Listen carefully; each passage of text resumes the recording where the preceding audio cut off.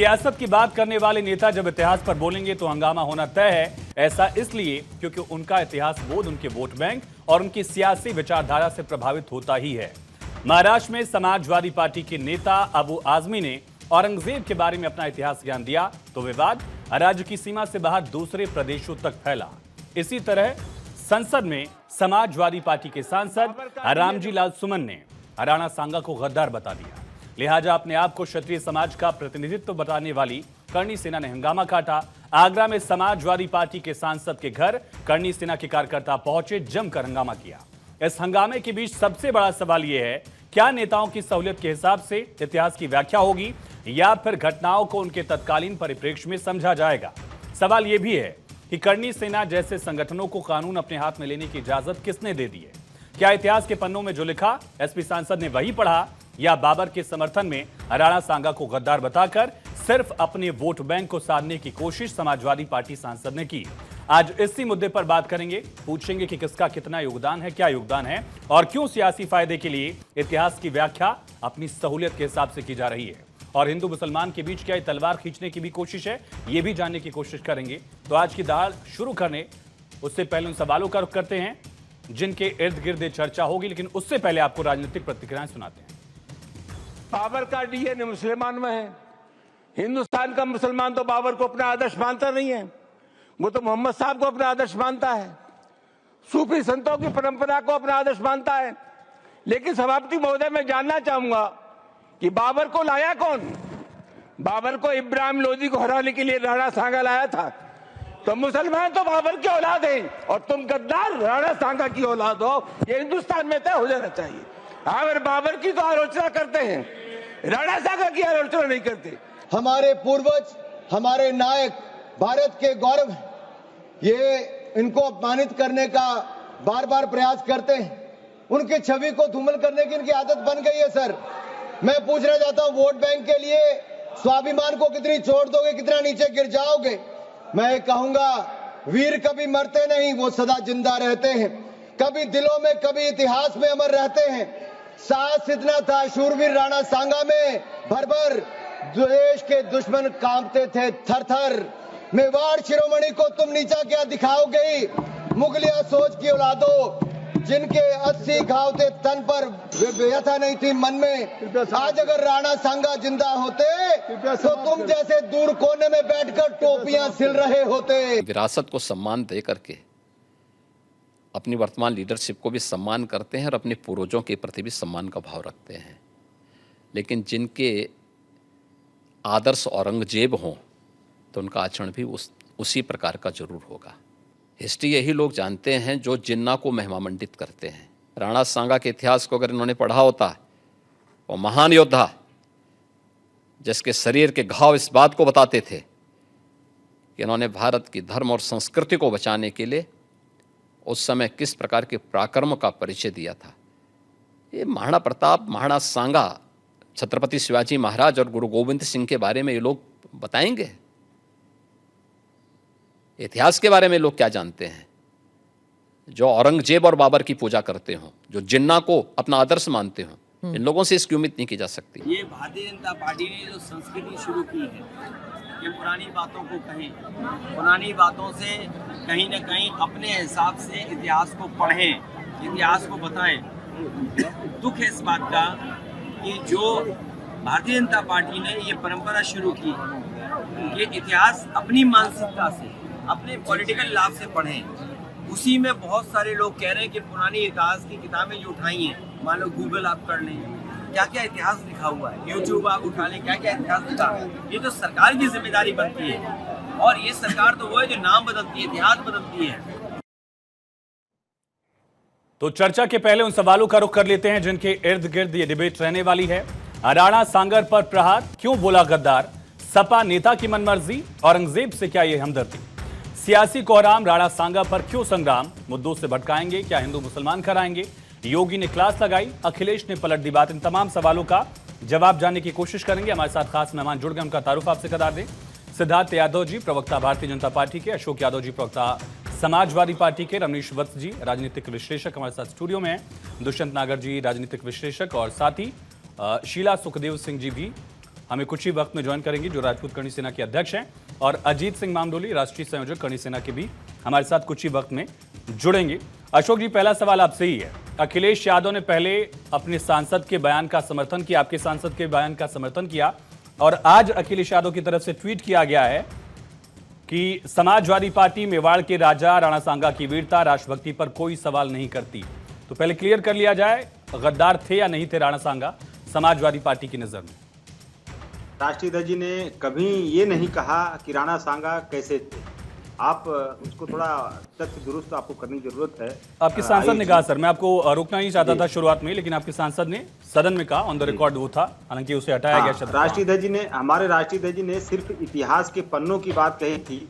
मैं भी वही बात कर रहे थे और आज भी वही बात कर रहे हैं कि इतिहास के पन्नों में जो जैसा लिखा है विभिन्न किताबों में, उन पन्नों के हिसाब से हर व्यक्ति अपना उसका इंटरप्रिटेशन उसका निकाल रहा है। लेकिन समाजवादी पार्टी की लाइन वो नहीं थी। उस समय भी हमारे राष्ट्रीय अध्यक्ष ने उस लाइन का सपोर्ट नहीं किया था और आज भी उस लाइन का सपोर्ट नहीं किया था जिस लाइन के बारे में कि मतलब जो राणा सांगा के बारे में जो शब्द बोला गया था, उस लाइन के बारे में सपोर्ट हमारे राष्ट्रीय अध्यक्ष ने उस समय भी नहीं किया। 3 दिन में आप अपने सांसद से कह नहीं पाया कि माफी मांग लीजिए? आपने राणा सांगा जैसे वीर पर सवाल उठा दिया, सवाल उठाना छोड़िए, आपने गद्दार बता दिया उनको। आज भी जो उनका स्टेटमेंट आया है, बातचीत जो की है उन्होंने कुछ लोगों से, अभी भी वो अपने बयान पर कायम है। इसका मतलब समाजवादी पार्टी का ये डबल कैरेक्टर नहीं दिख रहा है क्या? नहीं, बिल्कुल। अब इससे ज्यादा स्पष्ट हमारे राष्ट्रीय अध्यक्ष जी से आप क्या चाहते हैं? उन्होंने स्पष्ट कहा कि समाजवादी पार्टी इतिहास के किसी भी महापुरुष का अपमान नहीं कर सकती, न करने की सोच सकती है। इससे ज्यादा स्पष्ट हम क्या आपको सर मैं ये कह रहा हूं कि एक चुने गए प्रतिनिधि जिनको राज्यसभा आपने भेजा है, वो अपने बयान पर कायम है। आप अपने सांसद से राष्ट्रीय अध्यक्ष की बात को मनवा क्यों नहीं पाए? मेरा सवाल ये आपसे। आपको आयुष जी, मैं 1 दर्जन ऐसे बड़े नेताओं का नाम बताऊंगा जो लगातार किसी न किसी महापुरुष के बारे में उल्टा बोले हैं और भारतीय जनता पार्टी ने न तो उनसे माफी मंगवाया और न ही उनके बयान को आप उनका नाम बताइए, मैं वो सवाल बीजेपी से सिद्धार्थ यादव से पूछूंगा। मेरा सवाल अभी भी कायम है। आप अपने सांसद से माफी क्यों नहीं मंगवा पाए? आयुष जी, औरंगजेब के जब प्रकरण चल रहा था, हमारे विधायक अबू आसिम जी ने जब बात बोला था, उसी समय भारतीय जनता पार्टी के प्रवक्ता सुधांशु त्रिवेदी जी ने महाराज जो शिवाजी महाराज के बारे में क्या बोला था? आपको याद है कि मैं बताऊं? उन्होंने शिवाजी महाराज को लेकर के बोला था कि उन्होंने 5 बार माफी मांगी। ये बात हमारे विधायक ने नहीं बोली थी। हमारे विधायक ने औरंगजेब के बारे में बात, मुझे उस रेफरेंस का नहीं पता, लेकिन अगर आप सवाल पूछ रहे हैं, मैं सिद्धार्थ यादव से ये सवाल पूछता हूं। सिद्धार्थ जी इसका जवाब दीजिएगा, लेकिन मेरे सवाल के जवाब में अशोक यादव जी आप बता नहीं पाए कि अगर अखिलेश यादव को ये नहीं लगता है कि राणा सांगा गद्दार हैं, तो फिर आपके सांसद को 3 दिन तक लगातार ये अपराध बोध क्यों नहीं हुआ कि उन्होंने भरे सदन में राणा सांगा जैसे वीर को गद्दार कहा या कहने की हिमाकत भी की? और अभी भी वो अपनी बात पर अगर कायम हुए हैं, क्या वो ऑटोनोमस चल रहे हैं, पार्टी लाइन से हट गए हैं? अगर ऐसा है तो पार्टी उनको नोटिस जारी करे। आपने कोई नोटिस भी उनको नहीं जारी किया, पार्टी आपकी निकाल देती, वो भी तब भी दिखता। 2 लोग हैं, दोनों के बयान में विरोधाभास है, इसके बावजूद आप लोग अपना स्टैंड क्लियर नहीं कर रहे। आपने कहा कि अखिलेश यादव ने कभी उनके बयान का समर्थन नहीं किया, चलिए ठीक है, मान लेते हैं। समाजवादी पार्टी ने कितने नोटिस जारी किए उनको अब तक? समाजवादी पार्टी ने उनके बयान का खंडन क्यों नहीं किया? समाजवादी पार्टी ने अगर उनका स्टैंड गलत पाया, उनको बाहर क्यों नहीं निकाल दिया पार्टी से आप लोगों ने? इसका मतलब आप लोग उनकी बात से सहमत हैं, या तो आप दोनों तरफ खेलना चाहते हैं कि हम इधर ये वाला वोट बैंक भी देख लेंगे, इधर ये वाला वोट बैंक भी देख लेंगे? 10 सेकंड आयुष जी। आयुष जी, अगर जो सवाल आप हमसे पूछ रहे हैं, वो सवाल अगर आप भाजपा से पूछते तो आज इनके 1 दर्जन नेता पार्टी से बाहर रहते। 1 दर्जन नेता। आप अनुराग ठाकुर, कपिल मिश्रा, आप नोट करते जाइए। अभी केतकी सिंह, रघुराज सिंह और बिहार मैं 2-4 नाम और आपको बता देता हूं। सतपाल सिंह सत्ती, संजय निषाद। भारतीय जनता पार्टी ने कोई, मैं जब भी इस कुर्सी पर बैठा हूं, जिसने भी बोला है, सवाल पूछा है। आज राणा सांगा पर आपके सांसद की चर्चा, इसलिए आपसे सवाल पूछ रहा हूं। जो भी आपने पूछा वो सिद्धार्थ यादव से मैं पूछूंगा, मैंने पहले कह दिया था। चलिए ठीक है सिद्धार्थ जी, सवाल वही है। एक तो आपके नेताओं के बयान वीरता पर सवाल उन्होंने उठाया। रघुराज सिंह ने क्या कहा था हमने अभी कुछ दिन पहले दिखाया था, उस पर भी मैंने आपकी पार्टी से सवाल पूछा था। लेकिन ये बताइए, क्या करणी सेना जैसे संगठन को ये करने की इजाजत थी, खास करके एक ऐसे वक्त में जब मुख्यमंत्री उसी शहर में मौजूद थे? कुछ ही किलोमीटर दूर पर उनकी सभा थी। एक चुने हुए प्रतिनिधि के घर पर कुछ लोग पहुंचे, वहां तोड़फोड़ की गई, उनके घर में घुसने की कोशिश की गई। क्या ये पुलिसिंग का फेलोर नहीं है सिद्धार्थ जी? मैं पहले दो बातों का जवाब देना चाहूंगा। आपने बार बार एक प्रश्न पूछा समाजवादी पार्टी के हमारे साथी से, और आपने पूछा कि 3 दिन तक क्यों नहीं उनसे प्रश्न पूछा। मैं तो कहता हूं सवाल बदल लीजिए, आप पूछिए 3 दिन बाद अखिलेश जी क्यों जागे ये कहने के लिए कि भारत के महानुभावों का अपमान समाजवादी पार्टी नहीं करना चाहती। जब उनके सांसद जिनको उनने राज्यसभा में भेजा था, उनने भारत की ऐसी धरोहर, भारत के ऐसे वीर के बारे में इतनी अपमानजनक बात देश के लोकतंत्र के मंदिर के अंदर कही, अगले ही दिन पत्रकार बंधुओं ने जब अखिलेश यादव से पूछा, उन्होंने तो नहीं उसकी खंडन किया, उन्होंने तो नहीं उसकी भर्त्सना करी, उन्होंने एक बार नहीं कहा कि मेरे सांसद ने गलत बोला है। तब तो वो कह रहे थे, उनने बिल्कुल कहा कि सांसद जी कह रहे हैं तो आप सुनिए, ठीक कह रहे होंगे। पर 3 दिन बाद ये जो पॉलिटिकल पार्टियों की एक देश के अंदर आदत बन चुकी है कि हम इतिहास को भी पॉलिटिकल पार्टियों के नजरिए से देखें, उनको लगा ये तो हो सकता है कि डैमेज ज्यादा हो, देश में एक बड़े वर्ग का मन इससे उचट रहा है, इससे खराब हो रहा है। राणा सांगा इस देश की धरोहर हैं, इस देश के वीर रहे हैं, और उनको अपमानित करने वाली समाजवादी पार्टी कहीं ऐसा ना हो जाए कि उस बात का तंज ना झेल पाए, उसका पॉलिटिकल नुकसान बहुत भारी ना हो जाए, तब निकल करके आए हैं उनके सुप्रीमो, और तब वो कह रहे हैं कि हम किसी का अपमान नहीं करना। ये डुअल पॉलिटिक्स है। आप अपने सांसद को खड़ा करके राज्यसभा में देश के वीरों को अपमानित करेंगे क्योंकि एक वोट बैंक को खुश करने के लिए आपको औरंगजेब का महिमा मंडन करना है। इस देश के आक्रांताओं का महिमा मंडन आप करना चाहते हैं। इस देश में जिन्होंने करोड़ों मंदिरों को तोड़ा, जो एक रिटन फैक्ट है, हिस्ट्री को अपनी ओर से इंटरप्रेट आप कर सकते हैं, बदल तो नहीं सकते। जहां बाबरनामा से लेकर के अनेक ऐसी किताबों में खुद मुगलों द्वारा की गई आक्रांताओं की हरकतों को लिखा गया है। समाजवादी पार्टी जैसी पॉलिटिकल पार्टियों को किस वोट बैंक की चिंता है कि वो मुंह नहीं खोल पाते। और औरंगजेब को बचाने के लिए आपने राणा सांगा जैसे वीर के लिए ऐसे शब्दों का प्रयोग किया। किसको गद्दार कह रहे हैं आप? ये भारत के पूर्वज हैं, इनने भारत की धर्म और संस्कृति को बचाने के लिए इतने घाव खाए, और आप आने वाली जनरेशन को कहना चाहते हैं कि औरंगजेब अच्छा था जिसने माताओं बहनों की लेकिन इज्जत क्या को और क्या आबरू को सिद्धार्थ जी, लूटा। क्या सिद्धार्थ जी इससे करनी सेना ने जो किया उसकी परमिशन मिल जाती है उसे?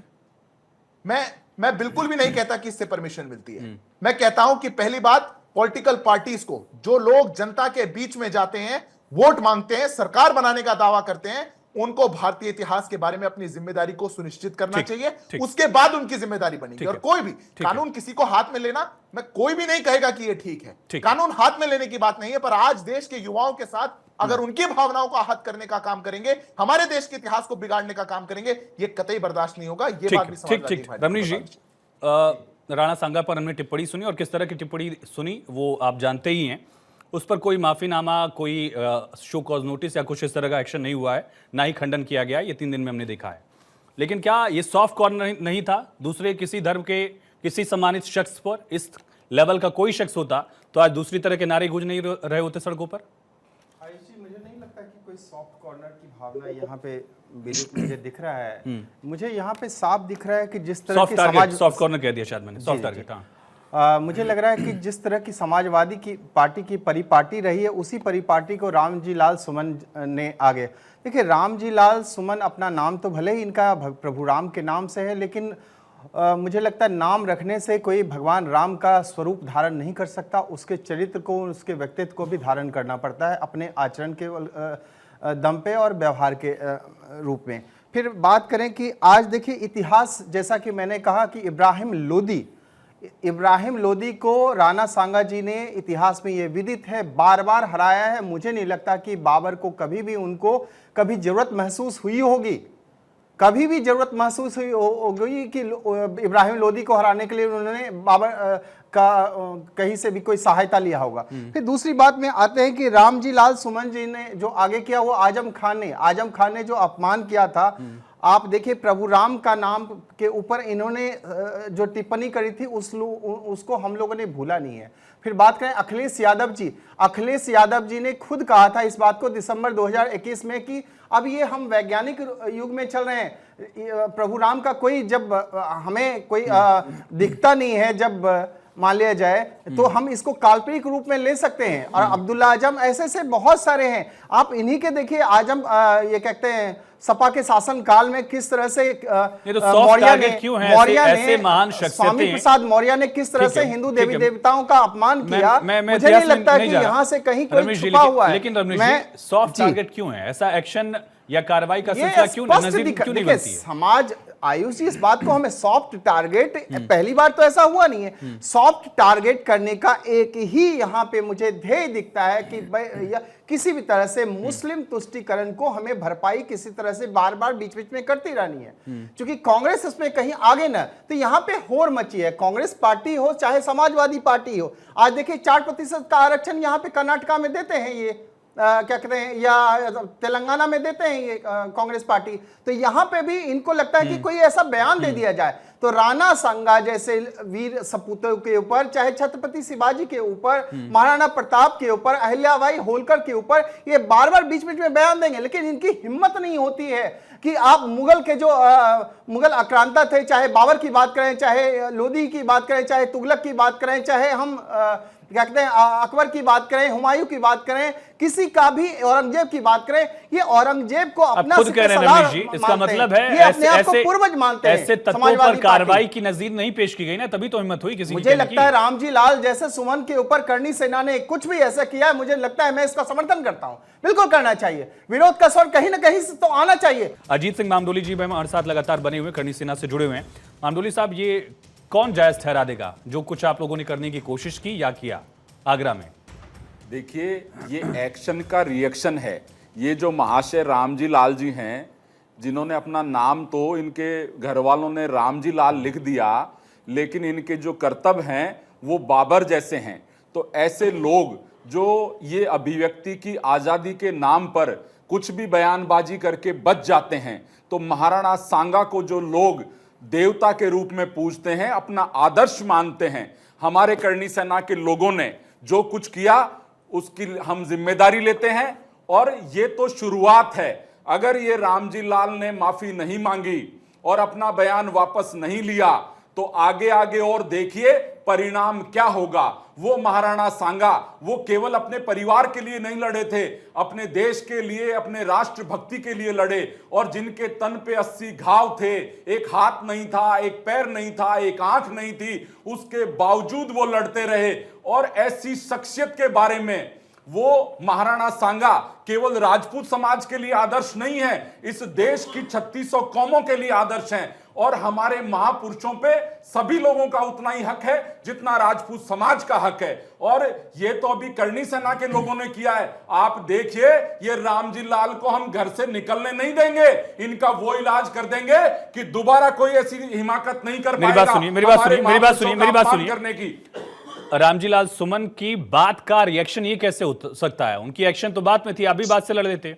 आप लोगों के समाज से जो भी रिप्रेजेंटेटिव राज्यसभा में हैं, चाहे कि हरिवंश जी की अगर बात करूं, वो भी शायद राजपूत समुदाय से ही आते हैं, संसद में जिन लोगों को आपने चुनकर भेजा है, क्या उनकी जिम्मेदारी नहीं थी कि वो इस बात को काउंटर करते, बजाय कि आप लोग वहां जाके कुर्सी तोड़ते, बजाय कि आप लोग सांसद को मारने की धमकी आप दे रहे हैं? ये एक्शन रिएक्शन तो हुआ ही नहीं, आप तो उसकी हत्या कर रहे हैं। देखिए साहब, राज्यसभा लोकसभा इसलिए हैं, आप जनहित के मुद्दे उठाएं, वहां पर विकास की बात करें, शिक्षा की बात करें। किसी भी समाज के महापुरुष को गद्दार कहना, ये कहां, किसने हक दिया इनको? आप वहां लोकसभा में, राज्यसभा में आपको लोगों ने भेजा है अपनी बात करने के लिए, लोगों की बात वहां रखने के लिए, इस देश के लिए ऐसा कानून बने, ऐसी चीजें हों जिससे ये देश आगे बढ़े। आपको किसने हक दिया कि वहां जाके आप उनको गद्दार कह दीजिए? आप नहीं, लेकिन आपको भी ये हक नहीं है ना, कुछ कहें, आप मारने की धमकी देंगे, हमें कोई आपत्ति नहीं है। अजीत राठौड़ साहब, हमारे महापुरुषों को अगर आप कुछ कहेंगे तो हम चुप नहीं रहेंगे। अजीत जी, लेकिन मारने की धमकी देना भी जायज तो नहीं हो सकता ना? आप वहां जाके तोड़फोड़ कर रही है, कहां का न्याय हो गया? खुद आप न्याय करेंगे, इंसाफ आप खुद करेंगे। देश के अंदर आज भी अंग्रेजों के बनाए हुए कानून चल रहे हैं कि कोई भी व्यक्ति कुछ भी कहे और अभिव्यक्ति की आजादी के नाम पे वो बच जाए। तो इस कानून में भी संशोधन होना चाहिए कि कोई भी हमारा जो गौरवमयी इतिहास है उसके संरक्षण के लिए, उसमें जो कुछ त्रुटियां हैं उनको सुधार करने के लिए ऐसा एक डिपार्टमेंट बनना चाहिए, ऐसा बोर्ड बनना चाहिए, ऐसा मंत्रालय बनना चाहिए कि जिससे कि इस तरह के लोग जब चाहे ऐसी अनर्गल बयानबाजी करके ये जो तस्वीरें हम दिखा रहे हैं, जो गाड़ियां तोड़ी गई हैं, जो गाड़ियां तोड़ी जा रही हैं, इससे राणा सांगा की इज्जत में वापस मान सम्मान आ गया? इसकी जरूरत क्या थी? मैं यही पूछ रहा हूं। आपको उनके बयान का विरोध करना था, उनकी मुखालफत करनी थी, कार्रवाई करानी थी, आप कोर्ट पहुंचते, पुलिस स्टेशन पहुंचते, ये सब करके कहां से इंसाफ आपने दे दिया? देखिए साहब, वही तो मैं कह रहा हूं ना आपको कि अभिव्यक्ति की आजादी के नाम पे ऐसे लोग बच जाते हैं। ऐसे लोगों को केवल बातों से नहीं समझाया जा सकता। ये लातों के भूत हैं, इनका इलाज ऐसे ही होगा और ऐसे ही इनके समझ में आएगी, तभी ऐसी चीजों पर रोक लगेगी। दुष्यंत नागर जी, क्या ये औरंगजेब का एक्सटेंडेड वर्जन हम उस पॉलिटिक्स का देख रहे हैं? हिंदू मुसलमान सियासत है या अपने अपने हिसाब से इतिहास को दिखाने, बताने, जताने की कोशिश है?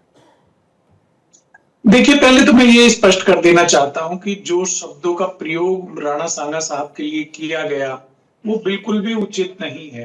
राणा सांगा जी का जीवन त्याग, बलिदान, देशभक्ति, वीरता से भरा हुआ रहा है और करोड़ों लोगों ने उनसे प्रेरणा ली है। मुगलों से लगातार लड़ते रहे जो लोग, वो राणा सांगा जैसे महान वीर से ही प्रेरित थे। अब जहां बात आ रही है कि औरंगजेब के साथ में तुलना करना भी मैं समझता हूं कि सांसद जी का ठीक नहीं था और विपक्ष को भी जनता से जुड़े मुद्दों को लेकर आकर राजनीति करनी चाहिए। ये इस तरह के जो मुद्दे हैं वो समाज में वैमनस्य फैलाते हैं और भाई भाई के बीच में कटुता पैदा हो जाती है। बहुत सारे ऐसे मुद्दे हैं। आज ही अखबार में आया है कि मध्यम वर्ग की हालत 1820 की स्थिति में हो गई है। उनके पास में बचत नहीं हो रही है, कमाई नहीं हो रही है। तो राजनीतिक दलों को इन मुद्दों तक केंद्रित होना चाहिए। अब अगर किसी ने कोई बुक लिखी है तो किस वक्त लिखी, किसने लिखी, उसका रेफरेंस देना मैं समझता हूं वो भी उचित नहीं है। जिन्होंने अपना जीवन भारत के लिए लड़ते हुए बिता दिया, जीवन का त्याग कर दिया, बलिदान कर दिया, हम सबकी जिम्मेदारी है, हम सब उनका सम्मान करें। तो ये जो है इस विषय के ऊपर राजनीति नहीं होना चाहिए और जो लोग ये मांग कर रहे हैं कि उन्हें अपना बयान वापस लेना चाहिए, निश्चित रूप से उन्हें अपना बयान वापस लेना चाहिए। ठीक। और इसमें कोई किसी का कद नहीं घट जाता है, कोई शर्म की बात नहीं है। गलती हो गई, लेकिन एक वीर के सम्मान में अगर बयान वापस ले लिया जाए तो मैं उसे कुछ गलत नहीं मानता। ठीक। शीला जी, इस तरीके को आप कितना जायज मानती हैं जो आगरा में आपके संगठन ने अपनाया? तोड़फोड़ की, मारपीट की कोशिश की, किसी के घर घुस जाने की कोशिश? तो देखिए, मैं एक बार फिर आपको बता देती हूँ कि जब ये करणी सैनिक गए थे तो ये सांसद जी के घर बात करने के लिए एक बार इन लोगों ने किया था कि क्यों ना हम इनसे बात करें और पूछें इनसे कि आपको महाराणा सांगा जी के बारे में ऐसा क्या पता है जो आप बार बार कह रहे हैं कि इतिहास के पन्ने पलटे हैं, इतिहास के पन्ने पलटे हैं। तो वो इतिहास के पन्ने देखने के लिए हम लोगों ने ये एक थोड़ी सी कोशिश की थी, लेकिन इन लोगों के खुद के रवैये ने ये माहौल बिगाड़ा, क्योंकि वहां पर जो प्रशासनिक लोग खड़े थे वो और इनके जो खुद के, मैं उनको सही तो नहीं बोलूंगी क्योंकि वो गुंडे बदमाश से कुछ कम नहीं थे, उन लोगों ने जब करणी सैनिकों पर हमला किया तो उसका मुंह तोड़ जवाब करणी सैनिकों ने दिया। मेरे ख्याल से ये कोई भी गलत नहीं है। पहली बात तो रामजी लाल ने खुद हमें छेड़ा है, हमने चला करके उनको नहीं छेड़ा, उन्होंने खुद हमें छेड़ा है। हमने तो सिर्फ उनको जवाब दिया है कि जिस महाराणा सांगा के बारे में आप गलत बोल रहे हैं उन्हीं के वंशज हम हैं और हम जवाब देना भी जानते हैं और घर से बाहर निकालना भी जानते हैं। शीला जी, लेकिन एक सवाल यहां पर उठ सकता है कि स्वतंत्र भारत के बाद से एक हमारी सेना है, एक पुलिसिंग का काम पुलिस निभा रही है, अलग अलग इसी तरह से फोर्सेस हैं। करणी सैनिक जो आप कहकर संबोधित कर रहे हैं, उनकी जरूरत क्यों पड़ी? अगर आपको शिकायत थी, आप पुलिस में जाकर शिकायत करिए, कोर्ट पहुंच जाइए। अपने हिसाब से इंसाफ करने का प्रयास आप लोग क्यों कर रहे हैं? सवाल मेरा मामडोली साहब से भी वही था, मैं आपसे भी वही सवाल पूछ रहा हूं कि खुद वहां पर मोर्चा संभालने की जरूरत क्या थी? पहला सवाल। दूसरा, आपने पुलिसकर्मियों से भी मारपीट की है, ये आरोप लगाया है, एक एसएचओ के हाथ में चोट लगी, इस तरह की भी जानकारी है। तो चलिए ठीक है, लालजी सुमन से आपकी शिकायत थी, उन्होंने जो कहा वो गलत कहा, लेकिन पुलिस जो अपना काम निभा रही थी उनका जिम्मा था ये कि सांसद आवास की सुरक्षा निभाएं। वो तो अपनी ड्यूटी कर रहे थे, उनसे लड़ने भिड़ने की जरूरत क्या थी? करणी सैनिक भिड़े नहीं थे सर वहां पे। मैं आपको बता दूं कि करणी सैनिक बात करने के लिए गए थे। जब बात करने के लिए वो आगे बढ़े तो ये पुलिस वाले ने तो पहले उन पे वार किया है। पुलिस और जो वो वहां पे सपा के जो खुद इनके जो गुंडे बदमाश इन लोगों ने खड़े किए थे, उनको नामात्र हमने तो जवाब दिया है। और अब आप ये कह रहे हो कि पुलिस की और ये भाई जितने भी हैं आपने एफआईआर नहीं करवाई या फिर किसी के पास गए नहीं। मैं आपको बता दूं कि 3 दिन से यह मामला चल रहा है। 3 दिन से भूचाल आ रखा है, पूरा राजनीति में लगाइए या फिर समाज में लगाइए, सब जगह पे भूचाल आ रखा है। लेकिन क्या हमारी भावनाओं को देखते हुए किसी ने माफी मांगी है हमसे? नहीं मांगी। तो ये करनी सेना सुखदेव सिंह गोगामेडी की बनाई हुई है और इस करनी सेना का बनाने का एक ही उद्देश्य था कि जब हमें सरकार से या प्रशासन से हमें कोई भी मदद नहीं मिलेगी और हमारी कोई नहीं सुनेगा, उस टाइम पे ये करनी सेना अपना बदला लेगी और खुद अपने हाथों से सिद्धार्थ जी, इसका जवाब जो भी दीजिए। अंजाम होगा उनकी शिकायतों में एक वजन तो दिखता है, उनका कहना कि हमने 3 दिन तक इंतजार किया, हमारी सुनवाई नहीं हुई, इसलिए हमें यह कदम उठाना पड़ा। जस्टिफाई तो नहीं किया जा सकता, लेकिन 3 दिन तक क्या एक पॉलिटिकल इम्यूनिटी नहीं मिली हुई है संसद में कहने की वजह से लालजी सुमन को, जिसकी वजह से कार्रवाई भी नहीं हो सकती? उनका बयान जो जस्टिफाई करने की कोशिश या सियासत दिख रही वो तो अलग है ही। उनकी शिकायत कितनी लाजमी है करनी सेना की आपकी नजर में?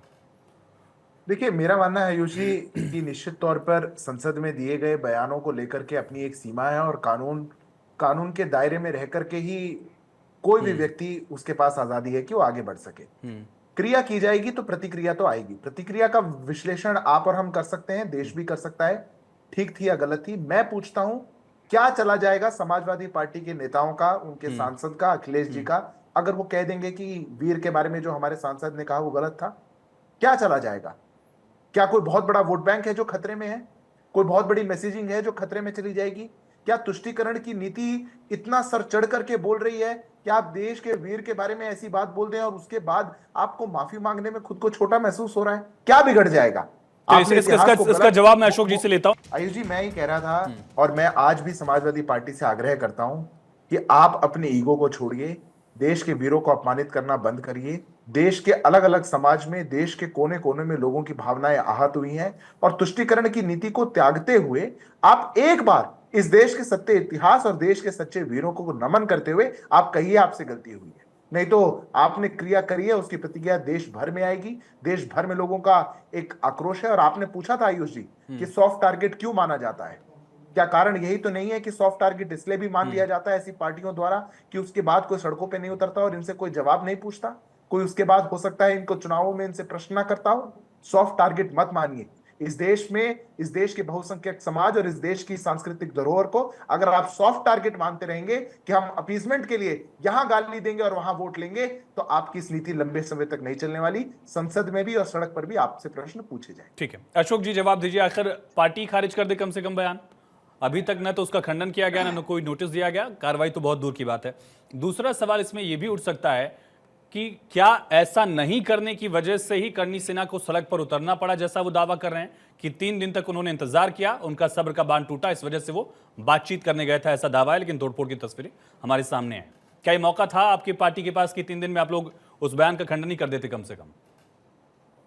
आयुष जी, 2 बातें हैं। पहले सवाल का मैं आपको जवाब दे दूं। जो जिस तरह से आप यहाँ पे करनी सेना के एक बहन जी आई हैं, एक भाई साहब आए हैं, 2 लोग खुलेआम ऑन एयर नेशनल चैनल पर धमकी दे रहे हैं। एक प्राइवेट आर्मी का कल्चर हमारे देश में नहीं है। वो सवाल मैंने पूछा, मैंने माधुरी जी से भी कहा, मैंने शीला जी से भी कहा कि आप दोनों लोगों से पूछा मैंने। एक प्राइवेट आर्मी बना करके, एक संगठन बना करके बुलडोजर लेके किसी घर गिरा दो, किसी को धमका दो, किसी को मार दो। बुलडोजर करनी सेना ने नहीं चलाया। जो मारपीट की कोशिश या तोड़फोड़ की कोशिश हुई उस पर मैंने आपसे उनसे सवाल पूछा और आर्मी वाले पहलू पर भी पूछ लिया था मैंने। जी जी, मेरा सवाल। आयुष जी देखिए, दूसरी बात, जो भाषा हमारे करनी सेना के 2 लोगों की है, वही भाषा भाजपा के प्रवक्ता की है। जो धमकी वो लोग दे रहे हैं, उसी धमकी को ये बैकिंग दे रहे हैं, मतलब सपोर्ट कर रहे हैं, उनको पीछे से सपोर्ट कर रहे हैं कि तुम उसके ऊपर चढ़ाई करो, सांसद घर के ऊपर। हम आपके सांसद की भाषा ठीक थी क्या? देखिए, आप उस लाइन का जवाब दे दीजिए कि आपके जो सांसद साहब ने राणा सांगा को गद्दार कहा, क्या वो बात सही थी क्या? इस देश में कोर्ट है, इस देश में थाने पुलिस हैं, सब कुछ आप ही कर लेंगे। तो फिर ये भी कह देंगे कि इस मामले में भी कोर्ट है, पुलिस से करेगी जो कर लेगी। अभी आप हमारी भाषा को टारगेट कर रहे हैं। मैं आपसे पूछ रहा हूं, क्या आपके उन सांसद महोदय ने जो वक्तव्य राणा सांगा को लेकर दिया, क्या वो सही था? केवल हाँ या ना में जवाब दे दीजिए आप। तो मैं बताऊं आपको, देखिए आयुष जी,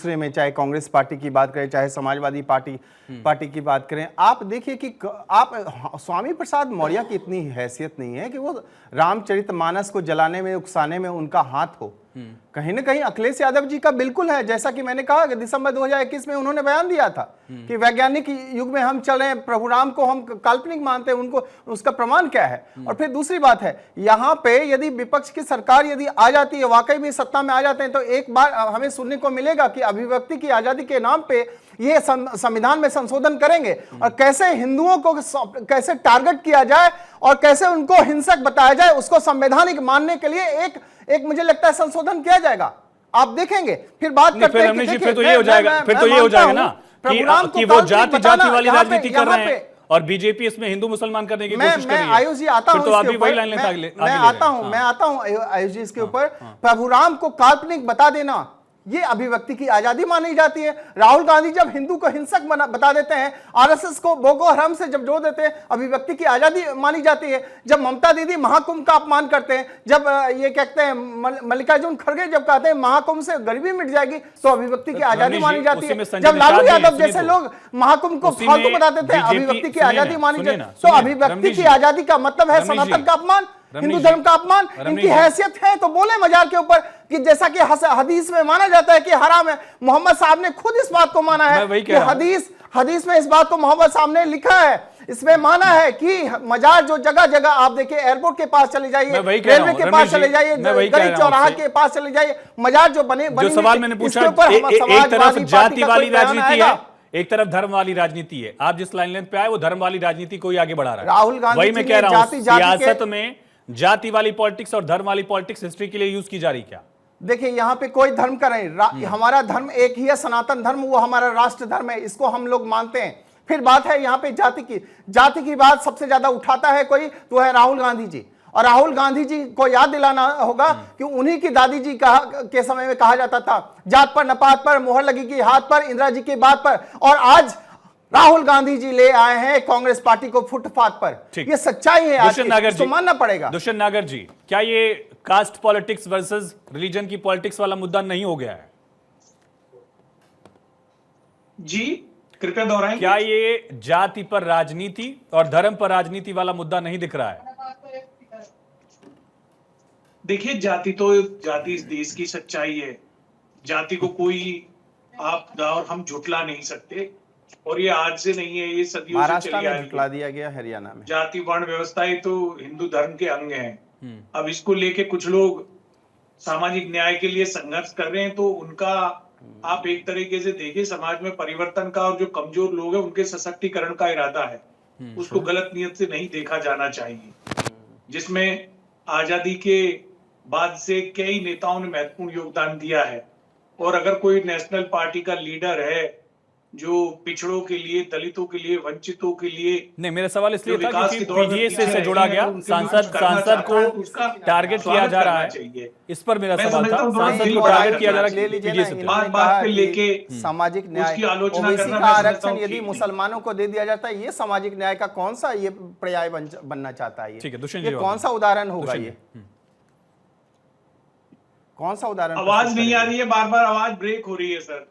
रमनीश जी का सवाल है कि ओबीसी का आरक्षण मुसलमानों को अगर दिया जा रहा है तो सामाजिक न्याय कहां से हो गया? नहीं, कोई ओबीसी का आरक्षण मुसलमानों को नहीं दिया जा रहा है, ये पूरी तरह से झूठ है और दुष्प्रचार है। ओबीसी वर्ग में 1991 में जो नोटिफिकेशन हुआ, यही चीज उसमें मुसलमान, पश्चिम बंगाल में भी सिख, गड़ी गई, ईसाई, यहाँ पे भी कई धर्मावलंबियों को सम्मिलित किया गया था। ना मानने और उस समय तो भारतीय जनता पार्टी का समर्थन था, विश्वनाथ प्रताप सिंह जी की सरकार थी।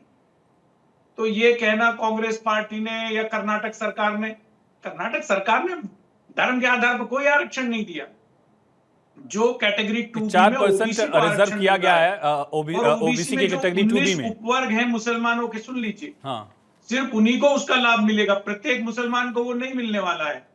इस तरह से देखें तो गुजरात में भी मिल रहा है, मुसलमान जो ओबीसी वर्ग में आते हैं। चलिए ठीक है, ये एक अलग मुद्दा हो जाएगा, सामाजिक न्याय वाला इशू हो जाएगा, लंबा हो जाएगा। ठीक है, मामदोली साहब, ठीक है, मैं लौटता हूँ। झूठी बात करना मामदोली साहब, ठीक नहीं है। ये लड़ाई भिड़ाई से इंसाफ खुद ही आप लोग करने की कोशिश क्यों कर रहे हैं सर? वक्त मेरे पास कम है, लेकिन फिर भी बताइए कि कब तक ये लड़ाई भिड़ाई से ये इंसाफ दिलाने की कोशिश करेंगे राणा सांगा के नाम पर? देखिए, जैसे दुष्यंत जी ने कहा कि ये जाति का या वोट बैंक का मामला है, तो मैं आपके चैनल के माध्यम से बताना चाहता हूं कि महापुरुषों की कोई जाति नहीं होती, वो सबके लिए होते हैं और उनका सब पे उतना अधिकार होता है। सांसद साहब की जाति होती है ना, उनके घर आप लोग पहुंचे, इसलिए अखिलेश कह रहे हैं कि आप लोग दलितों को देखिए, टारगेट कर रहे हम हैं। उनकी जाति देख के उनके घर नहीं पहुंचे हैं, उन्होंने बयान दिया है तब हम पहुंचे हैं। कोई किसी अगर भी यही जाति का होता बयान तो आप लोग टारगेट यही करते? बयान अगर कोई किसी राजपूत ने दिया होता तब भी हम पहुंचते, कोई यादव देता तब भी पहुंचते, कोई मीणा देता तब भी पहुंचते, और चाहे किसी भी समाज के किसी मुसलमान ने दिया होता तो उसके घर भी पहुंचते। हम जाति देख के नहीं गए, जो उन्होंने राणा सांगा के बारे में कहा उसके लिए हम उनके घर पे गए, और हमारे लोगों के आज भी वहां पे सर फूटे हैं, उनके हाथ टूटे हैं, उनके पैर टूटे हैं। हम उनसे जवाब लेने के लिए गए थे कि आपने ऐसा कौन सा इतिहास पढ़ लिया, कौन सी ऐसी किताब के पन्ने आपने पलट लिए जो इस तरह का वक्तव्य आप राज्यसभा में खड़ा होकर के दे रहे हैं। तो उनके लोगों ने हमारे लोगों पर पत्थर बरसाए, तब हमारे लोगों ने उसका जवाब दिया। मेरे पास वक्त कम है, लेकिन अशोक जी, अगर आपको बाबरनामा का रेफरेंस देना था तो आपको स्कॉटिश विलियम का रेफरेंस भी दे सकते थे। आप स्कॉटिश राइटर विलियम एर्किन ने भी राणा सांगा के बारे में बहुत अच्छी अच्छी बातें लिखी हैं। बाबरनामा में भी रेफरेंस आपने स्पेसिफिक चुन लिया, जहां बाबरनामा में तारीफ की गई थी राणा सांगा की, वो नहीं लिया आपने, उनको गद्दार वाली लाइन निकाल के कोशिश की अपनी सहूलियत के हिसाब से। क्या ये वोट बैंक की राजनीति नहीं है? नहीं, देखिए, बिल्कुल वोट बैंक की राजनीति नहीं है। और जो सांसद जी ने इतिहास के पन्नों को पलट के वो बोला, वो उनकी लाइन है, वो पार्टी लाइन नहीं है। मैं तीसरी बार बोल रहा हूँ। खारिज करिए ना। चौथी बात मैं नोटिस बात भेज बोल रहा हूँ, दीजिए, एक लाइन की नोटिस भेज दीजिए सर, एक नोटिस छोटा भेज दीजिए, एक पैराग्राफ का। चौथी बात में बोल रहा हूँ। अभी हमारे भाई करणी सेना के जो, ठीक है, मेरे पास वक्त कम है, सिद्धार्थ जी, बहुत आखिरी सवाल, कब तक इम्यूनिटी, कब तक टारगेट? देखिए, इसमें ना इम्यूनिटी का सवाल है ना टारगेट का सवाल है। देश बार बार आग्रह कर रहा है समाजवादी पार्टी के सभी नेताओं से और उनके सुप्रीमो से, उनको माफी मांगनी चाहिए। देश के अंदर ये अधिकार किसी के पास भी नहीं है। Freedom of expression, freedom